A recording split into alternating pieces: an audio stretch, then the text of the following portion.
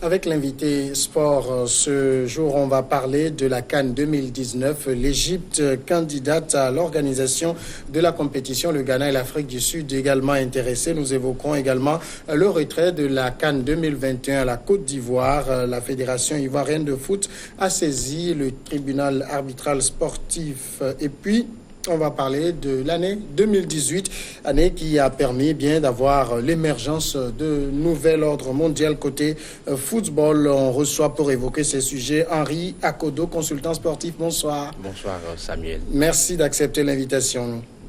D'abord, on commence avec la CAN 2019. L'Égypte et l'Afrique du Sud ont officialisé jeudi leur candidature pour accueillir cette compétition. Le Ghana étant également cité comme possible recours à la veille de la date limite du dépôt de candidature pour remplacer le Cameroun qui s'est vu retirer l'organisation de la compétition. Alors, Henri Akodo, au niveau de la CAF, ce n'est pas les candidats qui manquent actuellement. Oui, les candidats abondent. Vous venez de le souligner tout à l'heure, l'Égypte a manifesté son intérêt pour pouvoir organiser cette compétition fêtière là en Afrique, qui est la Coupe d'Afrique des Nations. Et l'Afrique du Sud également a manifesté son envie et ils ont fait acte de candidature. Ces deux pays, nous savons que l'Égypte a eu à organiser cette compétition là en 2006. Et elle a remporté cette compétition à la maison. Donc, elle a quand même des infrastructures au-delà des soubresauts sociopolitiques que l'Égypte a eu à connaître ces dernières années, en 2011, avec le vent qui a emporté le régime en place, le régime d'Hosni Moubarak. L'Égypte aujourd'hui renaît de ses cendres avec le nouveau régime dirigé par Mohamed Fattah al-Sisi. Et donc, l'Égypte a quand même nourri des ambitions pour revenir au sommet du football africain. Donc, la Fédération égyptienne de football a fait acte de candidature. Et également, la SAFA, la Fédération sud-africaine de football, notamment par l'entremise de son président Dani Jordan, a également dit que l'Afrique du Sud se sent prêt aujourd'hui à accueillir cette compétition. Nous savons que l'Afrique du Sud aujourd'hui possède les meilleures infrastructures sportives en Afrique. Entre-temps, l'Afrique du Sud a eu organisé la Coupe du Monde 2010, une première organisée par un pays africain. En 2013, l'Afrique du Sud a eu à dépanner et la CAF également, avec la Libye également, qui ne pouvait pas abriter cette compétition par rapport aux problèmes sécuritaires que la Libye a eu à connaître. L'Afrique du Sud aujourd'hui, c'est des infrastructures de qualité, notamment des stades au niveau de Rustenburg, les stades au niveau de la ville de Polokwane, les stades au niveau de la ville de Johannesburg également. Donc voilà un peu l'Afrique du Sud, je pense, à mon avis, est en pole position aujourd'hui. Au-delà de ces aspects-là, les infrastructures, les stades qui sont en place, les infrastructures hôtelières également, les voies de communication, je pense, entre ces deux pays, sans oublier également le Ghana, l'Afrique du Sud est en pole position pour pouvoir l'abriter. Justement, est-ce que le Ghana, c'est un challenger sérieux pour l'organisation de la CAN 2019? Je ne pense pas, étant donné que dans le nouveau cahier de charge que la CAF a mis en œuvre pour abriter cette Coupe d'Afrique des Nations-là, il faut au minimum 6 stades. Aujourd'hui, le Ghana a eu organisé la Coupe d'Afrique des Nations en 2008. Ils ont que 4 stades. Le stade de Tamale, celui de Sekondi, également Koumassi et Accra. Donc, je ne vois pas en pratiquement moins de 1 an, le Ghana et construit 2 stades pour pouvoir répondre au cahier de charge de la Coupe d'Afrique, de la CAF. Je pense aujourd'hui c'est un sentiment de fierté pour les Ghanéens. Ils veulent tout simplement jouer sur l'honneur et entre-temps, ils savent très bien que l'Égypte ou l'Afrique du Sud est mieux placée pour pouvoir gagner l'organisation de cette compétition. Alors quand on sait que par exemple entre-temps du côté de la Libye, c'est les problèmes sociopolitiques également qui ont eu raison de l'organisation, la situation en Égypte aujourd'hui n'est pas aussi rose que cela. Oui, nous le savons, surtout avec la crise au niveau du Moyen-Orient. L'Égypte occupe une place stratégique aujourd'hui sur le plan géopolitique à ce niveau-là. Le contexte n'est pas, sécurité n'est pas assez favorable, mais quand même, je pense que le président et le général Fattah al-Sisi aujourd'hui veut prouver à toute l'Afrique que l'Égypte aujourd'hui peut véritablement organiser cette compétition-là. Il veut véritablement impacter positivement le renouveau de ce pays. Donc, à mon avis, au-delà de ces aspects sécuritaires qui ne sont pas assez roses, l'Égypte a quand même les moyens aujourd'hui de pouvoir garantir l'organisation de cette CAN-là à l'Afrique. Mais il y a aussi un détail qui est important, c'est qu'on a une CAN qui n'est plus à 16 mais à 24. À 24 équipes. Oui. À 24 équipes, oui. Et donc, c'est ce qui véritablement dérange, parce que le Cameroun, quand on a eu à lui attribuer cette Coupe d'Afrique des Nations en 2015, dans le cahier de charge, il fallait fournir 4 stades. Oui. Entre-temps, on est passé de 16 à 24 équipes. Donc, il faut au minimum 6 stades. Donc, au jour d'aujourd'hui, le Cameroun n'étant pas prêt, il faut qu'on puisse attribuer cette compétition-là à un pays qui a quand même les coups de France nécessaires avec la construction des infrastructures pour pouvoir l'abriter. Je pense que l'Égypte aujourd'hui, à part le stade national du Caire, l'Égypte a quand même d'autres stades, notamment celui d'Alexandrie également. Et donc, je pense que l'Égypte est un candidat sérieux. Mais, à mon avis, l'Afrique du Sud va pouvoir ravir la vedette. Parce que l'Afrique du Sud a déjà eu un mondial qui regroupe 32 équipes. 32 équipes tout de même. Et donc, je ne vois pas l'Afrique du Sud ne pas pouvoir accueillir 24 sélections africaines. L'Afrique du Sud aujourd'hui, avec une expérience au niveau organisationnel, parce qu'elle a eu à abriter cette Coupe du Monde en 2010, avec le fait que l'Afrique du Sud a eu à dépanner la CAF en 2013 également. Ce sont des valeurs assez intéressantes sur lesquelles l'Afrique du Sud peut se baser pour pouvoir abriter favorablement cette Coupe d'Afrique des Nations 2019. Alors, au niveau de la CAF, pour l'attribution de ces genres de compétition, quel est l'aspect qui compte le plus? C'est l'aspect infrastructure pour accueillir la rencontre. Qu'est-ce qu'on prend le plus en compte au niveau de la CAF? C'est un tout, c'est un fourre-tout en fait. Et le président Hamad, en gagnant les élections pour pouvoir présider aux destinées du football africain, a dit qu'il veut revaloriser cette compétition. Et donc, il faut rappeler que ça sera sa première compétition en tant que nouveau président de la Confédération africaine de football. Et donc, il veut mettre les accents sur les i pour pouvoir satisfaire le public sur tous les aspects. Je pense que au-delà de l'aspect infrastructurel, notamment, il faut avoir des stades, des pelouses de qualité. Également, au minimum, il faut avoir 2 stades de 20 000 places. 4 stades de capacité de 40 000 places. Il faut avoir des structures hôtelières qui peuvent abriter les délégations. Il faut avoir également les voies de communication, les aéroports. Il faut avoir également les infrastructures de santé, les sanitaires de pointe, pour pouvoir pallier à toute difficulté. Au-delà de tous ces aspects-là également, il y a l'aspect sponsoring. Aujourd'hui, le football, ce n'est plus l'aspect ludique, mais c'est un véritable business. On parle d'entreprise commerciale aujourd'hui, l'entreprise du foot. On parle de l'économie du sport aujourd'hui. Donc, je pense qu'à ce niveau, il faut pouvoir être assez efficace dans la préparation de cette compétition-là pour avoir des retombées économiques assez intéressantes pour pouvoir revaloriser, redonner un nouveau souffle à ce football africain qui en a tant besoin. Alors donc les pays qui posent leur candidature aujourd'hui jouent également sur ça parce que c'est une vitrine pour le pays qui accueille. C'est une vitrine sur le plan politique, sur le plan diplomatique, mais également sur le plan économique, étant donné que vous allez abriter cette compétition durant pratiquement 1 an. Vous allez accueillir des sommités, vous allez accueillir des entreprises qui vont venir dans des hôtels. Ça fera marcher les affaires. Donc je pense que c'est tout un ensemble qui entre en jeu aujourd'hui quand nous parlons du football africain.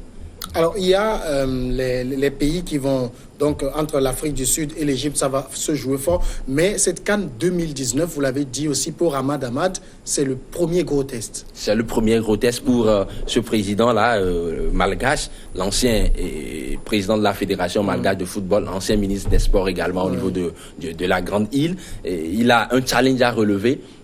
Vous n'êtes pas sans savoir qu'il a remplacé le gros titan Issa Hayatou, qui a présidé aux destinées du football africain pendant plus d'une trentaine d'années. Et donc, Hamad, par rapport à son programme de société, avant qu'il ne puisse prendre les rênes de la CAF, a bien dit qu'il veut redonner véritablement une nouvelle dynamique à ce football africain-là. Il veut plus faire les choses en petit. Il veut finir avec l'amateurisme, criard au niveau du football africain. Il veut aller vers le professionnalisme. Il veut développer le football africain à la base. Et donc, ça passera forcément par l'organisation d'une très belle Coupe d'Afrique des Nations, une première pour sa présidence. Alors, j'ai entendu, je ne sais plus si c'est le vice-président de la CAF qui l'a dit ou qui d'autre, qu'il faut quand même que pour ce genre de rencontres, parce que si on a retiré l'organisation au Cameroun, c'est parce que le pays n'est véritablement pas prêt, qu'il faut que le football africain sorte de l'urgence pour être dans un football de prévention, c'est-à-dire être prêt pour accueillir les rencontres. Un football de prévention, un football de prévision. Oui, de prévision, Oui, voilà le mot qu'il a employé. C'était le mot justement de M. Constant Omari, le président de la FECOFOOT, Fédération congolaise de football, deuxième vice-président de la CAF. C'est un homme assez assermenté quand même parce qu'il a occupé les hautes fonctions au niveau du football. Il était pendant plus de 13 ans membre du comité de la FIFA également. Donc aujourd'hui, l'ambition pour ce nouveau bureau exécutif de la Coupe d'Afrique de la CAF, c'est de pouvoir sortir le football africain de sa léthargie, de son sommeil profond, pour pouvoir aller vers un football de prévision, un football de prévention, pour que véritablement nous puissions rivaliser avec les grands de ce monde, notamment les pays européens, les pays de l'Amérique du Sud. On va évoquer maintenant le second sujet. On reste toujours au niveau de la Coupe d'Afrique des Nations. On parle de la CAN 2021. La Fédération ivoirienne de foot a saisi jeudi le tribunal arbitral du sport d'un recours contre la décision de la Confédération africaine de foot de réattribuer au Cameroun l'organisation de la CAN 2021 confiée initialement à la Côte d'Ivoire. Est-ce que, Henri Akodo, vous comprenez le choix de la Côte d'Ivoire de saisir le TAS? Je pense sincèrement que les Ivoiriens sont en train de pouvoir démontrer leur sentiment de fierté par rapport à leur pays, étant donné que dans le contrat qui le liait avec la CAF, c'était la Coupe d'Afrique des Nations 2021, et donc ils s'apprêtaient à pouvoir l'abriter, et patatras, le retrait au Cameroun est passé par là, et donc la CAF a tout revu et on leur demande de pouvoir accueillir cette Coupe d'Afrique des Nations en 2023 plutôt qu'en 2021. La Fédération ivoirienne de football a réagi et par un communiqué, il disait en substance que la méthode de la CAF n'était pas assez pas la bonne, c'est ça. Pas la bonne, c'était pas assez respectable, respectueux et par rapport à l'État ivoirien, parce qu'ils n'ont pas en amont saisi, demandé l'avis des autorités, ni des autorités politiques de la Côte d'Ivoire, ni des autorités du football, avant de pouvoir changer le calendrier de cette Coupe d'Afrique des Nations-là. Et donc la Côte d'Ivoire doit pouvoir réagir parce que la Côte d'Ivoire se dit un État souverain également.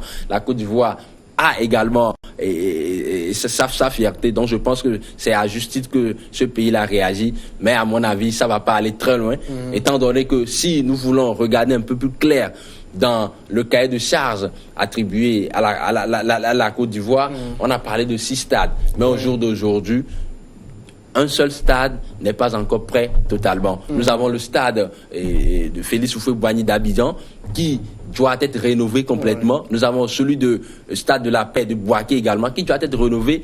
Il y a eu seulement que la pose de la première pierre d'un grand stade à capacité de 50 000 places dans Abidjan également, dans la commune de Bibé.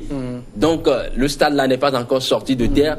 Un autre également doit être construit à San Pedro. Mais aujourd'hui, à 2 ans de cette Coupe d'Afrique des Nations là, la Côte d'Ivoire n'arrive pas véritablement à convaincre les instances dirigeantes du football africain. Donc je pense que c'est à juste titre que la CAF a pu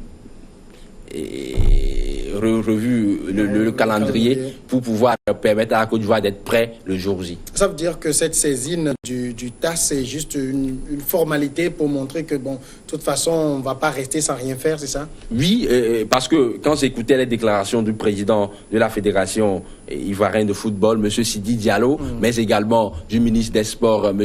Paul Danon, il disait notamment que la Côte d'Ivoire est un pays qui mérite le respect des autres, mais également de la CAF. Et donc, les choses peuvent se faire autrement. Et on tire aujourd'hui à boulet rouge sur la CAF par rapport à sa méthode de communication. C'est une communication pour d'aucuns d'assez désastreuse aujourd'hui, parce qu'il faut aller par diplomatie, il faut aller par tact pour pouvoir faire accepter cette décision-là, de pouvoir reporter cette Coupe d'Afrique des Nations-là qu'on devait organiser en 2021. Mais finalement, la CAF n'utilise pas la bonne méthode selon les autorités ivoiriennes. Et donc, ils veulent prouver, ils veulent manifester leur mécontentement par rapport à cette situation. De toute façon, la Côte d'Ivoire sait qu'elle ne sera pas prête pour 2021. Ça, c'est clair. En toute âme et conscience, je pense que les autorités ivoiriennes savent qu'ils ne seront pas prêtes pour abriter cette Coupe d'Afrique des Nations 2021. Mais comment ça se fait qu'on attribue des rencontres à des pays qui ont quand même un certain nombre d'années pour se mettre, véritablement prêts pour accueillir, et on se rend compte que le pays ne fait rien? Qui a la responsabilité quand un pays reçoit une compétition? Qui a la responsabilité? C'est la CAF qui finance, c'est l'État qui doit financer. Ça se passe comment? Oui, c'est à deux niveaux. Lorsqu'on vous attribue, vous faites acte de candidature pour pouvoir abriter une Coupe d'Afrique des Nations, et qu'on vous l'attribue, au niveau des autorités politiques, vous devez tout faire pour pouvoir mettre en œuvre le cahier de charges que la CAF vous a confié. Et donc, vous devez chercher les moyens. Et la CAF joue un rôle de contrôle. La CAF vous suit de près. La CAF vous accompagne si vous avez des difficultés. Elle vous permet de pouvoir s'en sortir. Et donc, dans le cas d'espèce, dans le cas du Cameroun, et pour cette Coupe d'Afrique 2019, le Cameroun a eu, on a eu à attribuer cette Coupe d'Afrique 2019 là au Cameroun depuis 2015. Et donc, depuis la présidence de Issa Hayatou. Et donc, depuis, il y a eu des comités de suivi qui faisaient des rencontres avec des autorités camerounaises. Ils allaient sur le terrain pour pouvoir vérifier l'état d'avancement des travaux. Mais finalement, on a constaté que ça n'avance pas comme cela se devait. Et surtout que le cahier des charges a été changé entre-temps.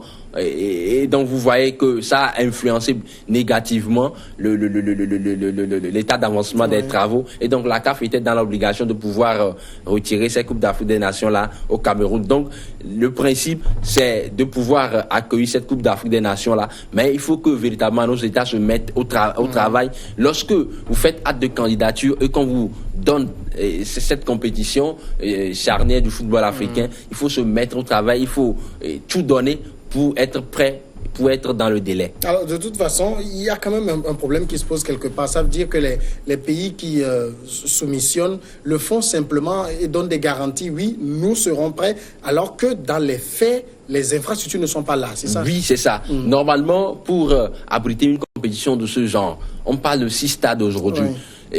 Donc, on pense aujourd'hui que la CAF doit revoir la méthode d'attribution de ces compétitions-là, parce qu'aujourd'hui, le constat, il est clair.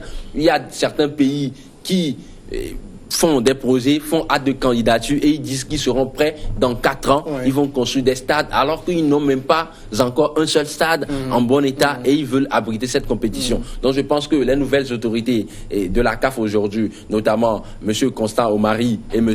Amat Amat, respectivement, deuxième vice-président et président de la CAF, veulent finir avec cette dynamique-là et veulent aller véritablement dans une forme de prévision pour abriter désormais cette Coupe d'Afrique des Nations. Pour faire acte de candidature, il faut avoir un minimum avant de pouvoir postuler.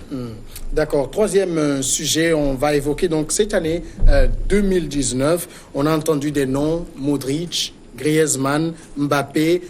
Est-ce qu'on a de nouvelles fusées montantes au niveau du football mondial? Sincèrement, je dirais non.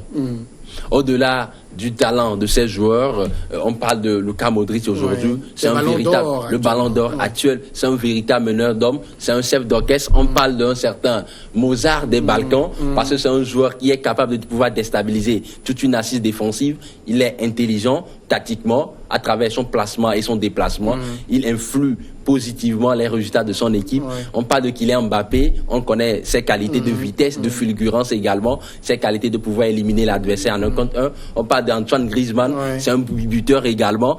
Mais au-delà du talent que regorgent ces joueurs et qui veulent véritablement aller dans un certain nivellement des valeurs au niveau du football aujourd'hui, je pense que nous avons toujours des monstres qui sont là, notamment Cristiano Ronaldo et Lionel Messi qui n'ont pas encore dit leur dernier mot. Il suffit simplement de voir encore leurs prestations dans leurs différents clubs. Ils donnent toujours le plein potentiel d'eux-mêmes. Donc je pense que au-delà de cette année 2018 qui nous a permis de pouvoir voir l'émergence de ces joueurs-là, ces ténors du football du mondial ne sont pas encore à enterrer. Ça veut dire l'ordre mondial du football n'est pas encore troublé. N'est pas encore troublé. Il ne faut pas oublier que pour l'attribution de ce ballon d'or cette année, la Coupe du monde de football a pesé sensiblement dans la balance et ces deux génies du football qui ont pris en otage, si je peux m'exprimer ainsi, le ballon d'or depuis plus d'une dizaine d'années, n'ont pas fait une grande compétition au niveau de cette Coupe du monde-là. Et donc c'est ce qui a permis à Luka Modric de pouvoir remporter ce Graal de meilleur footballeur du monde entier. Et donc je pense que pour les années à venir également, ces monstres, notamment Cristiano Ronaldo et Lionel Messi, vont encore tout donner pour pouvoir revenir sur la scène internationale. Mais quand on parle quand même de ces joueurs, peut-être à part Modric qui a 33 ans, vous avez Griezmann, Mbappé qui sont relativement jeunes, et les gens comme Messi, Cristiano Ronaldo ne sont pas aussi des enfants. Ils sont en train de finir de toute façon. Ils sont en train de finir de toute façon, mais je pense que leur hygiène de vie et leur capacité, leur talent, leur génie, leur savoir-faire leur permettent aujourd'hui d'être toujours au haut niveau, d'être toujours performants. Quand nous regardons cette année les statistiques de Cristiano Ronaldo, 16 matchs en Série A, 11 buts, 5 pas décisifs, c'est tout simplement énorme, alors qu'il a 33 ans. Lionel Messi également est aujourd'hui le deuxième buteur en Liga espagnole. Et donc, vous convenez avec moi que malgré le poids de leur âge, ce sont des joueurs également qui affolent toujours les statistiques. Ils ont des statistiques assez stratosphériques. Alors, en tout cas, Ronaldo et Messi, c'est des monstres du football. Et si vous deviez faire une prévision dans 3 ans, dans 5 ans, qui pensez-vous pouvoir être au niveau de ces phénomènes-là? Kylian Mbappé, sans doute. Kylian Mbappé sans doute, mais également Neymar. Et Kylian Mbappé, on le connaît, c'est le petit génie du football français aujourd'hui. C'est celui-là même qui a permis à la France de pouvoir remporter son second ballon d'or. Mais Mbappé n'est pas trop aidé par son club également, le PSG en championnat. C'est pas trop ça. C'est pas trop ça en championnat. D'aucuns parleraient de l'interclasse parce qu'aujourd'hui le PSV flambe complètement en Ligue 1 conformément parce que c'est une équipe qui n'a pas de concurrent véritable aujourd'hui, mais l'enjeu c'est de pouvoir gagner cette Champions League-là, parce que sur l'échiquier continental, il y a encore des grosses écuries, donc le PSG a tout à prouver sur cet échiquier continental, et donc Kylian Mbappé aujourd'hui, je pense que dans les années à venir, c'est un joueur qui va grandir en maturité. C'est vrai, il est plein de talent, il est bourré de talent, mais il a encore une marge de progression assez énorme, donc je pense que si il confirme, si véritablement il se maintient à ce niveau, il va décrocher probablement dans les années à venir un ballon d'or. Neymar, lui, il a plus la réputation d'un playboy. Neymar, très talentueux également, c'est un joueur qui est capable du bien. Il atteint le moins bon et les bons également. C'est dû à son hygiène de vie.